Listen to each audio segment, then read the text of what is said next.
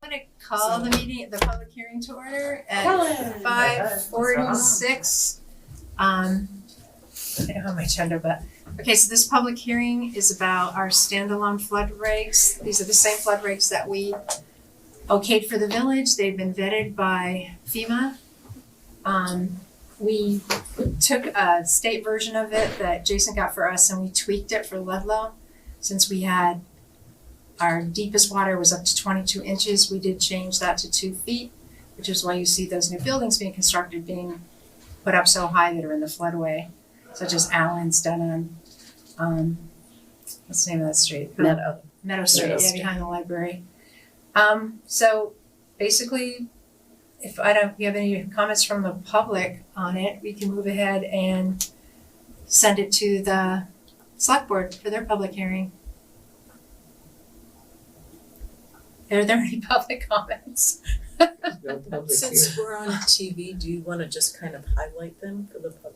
Yeah, I thought I just did, but Because we've got 15 what more minutes. should I say? Do you want a motion and do it Yeah, that way? I want a motion to send it to the select board, but I don't need how much I need to explain about it. How would this change your average resident? Oh, I'm so glad we have a person from the public here, who's also our select board liaison. Okay, something changes that we made to it. Well, for one thing, it takes it out of town zoning and puts it into its own separate article. And some changes we made to it were, when we talked about it for the village, was the propane tanks were being told they had to put them up 2 feet, and the propane companies were refusing to deliver. This was something Rose wanted us to change, because they have to get a ladder basically to fill up a propane tank. So we changed that so that instead the propane tanks have to be secured to the ground with concrete chained to something permanent. So that's a change we made. And I just also mentioned that we changed the height that a house has to be in the floodplain to 2 feet. It was currently at 1 foot in the old document. And it's mostly just pretty streamlined. One thing we decided to do was to also add the river corridor to it. That was a choice that we had, but adding the river corridor to it, so it's a flood hazard and river corridor bylaw, it qualifies us for certain grants and discounts and stuff because we added that, and that the state's not responsible for that, so that's why we added the whole river corridor piece to it.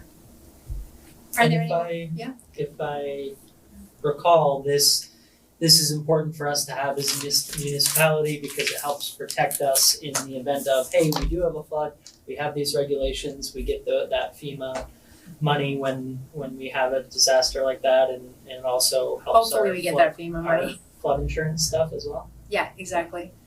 And what else was I gonna say? Oh yeah, when I wrote the report about this, I also talked about how it's good for the economy of Ludlow because the places aren't gonna be out of business, and hopefully the roads will sustain better because of these guidelines and stuff. And so hopefully it won't shut down areas of the town, like flooding won't do that as it has been in the past because of these new regs.